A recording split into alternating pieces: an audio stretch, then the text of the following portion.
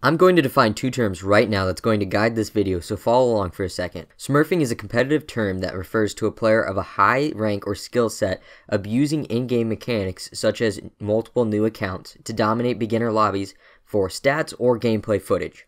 Previously, smurfing in public or unranked lobbies was considered impossible or a waste of time, but the addition of skill-based matchmaking, SBMM, has brought this issue to a new sector of gaming, and that is the casual arena. The next term I'm going to be talking about comes directly from that idea, and it's what many refer to as reverse boosting.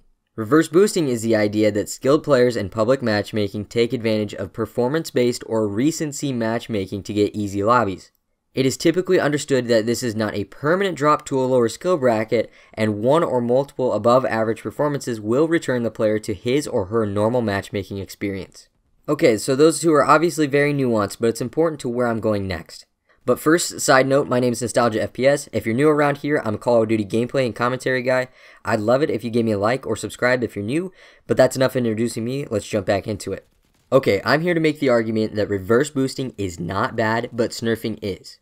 Let's start with what's bad, smurfing. The understood way that smurfing is possible in Black Ops Cold War and, to a lesser extent, Modern Warfare 2019, is a high-skill player utilizes two consoles and two accounts. The first account is the player's main account, and statistically, it has very high averages such as kill-death ratio and score per minute. The second account, however, is built to be the complete opposite. It has some of the lowest possible statistics and is often a very low rank. The player searches for a session with a low rank or smurf account, and once one is found, the player takes his main account or the high ranking account and joins the session. This process gives a simple and reliable way to dominate lobbies of a protected or very low skill bracket. It's understood that it's simply not possible to play players of this skill level and rank by any other means. In fact, many players in this protected bracket are actually children or gamers with disabilities.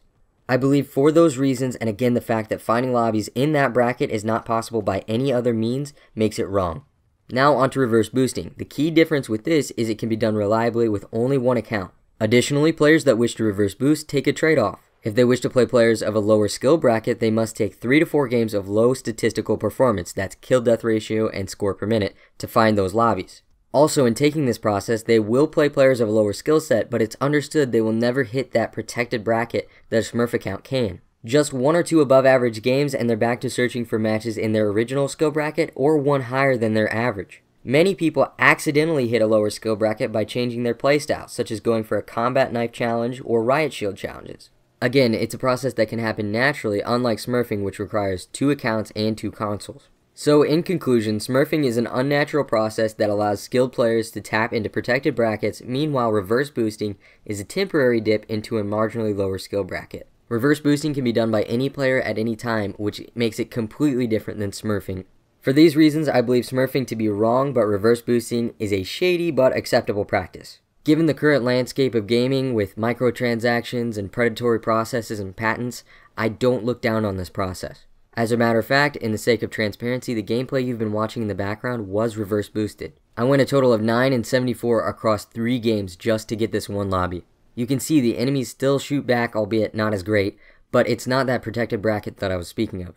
That about sums up my thoughts on the issue. Let me know if you agree or disagree in the comment section below. Once again, if you're new around here and you enjoy the content, please consider liking and subscribing, and I'll see you in the next one. Peace.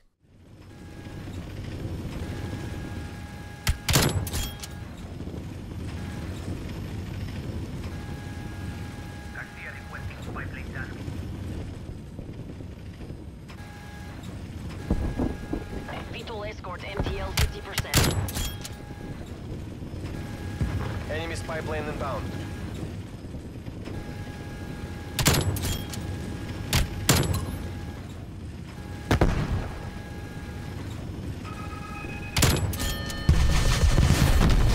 It's close. Wrap it up and let's go cross.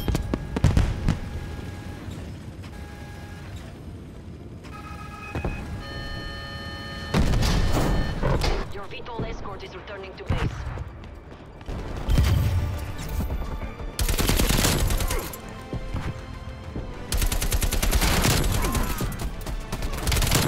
They're dead.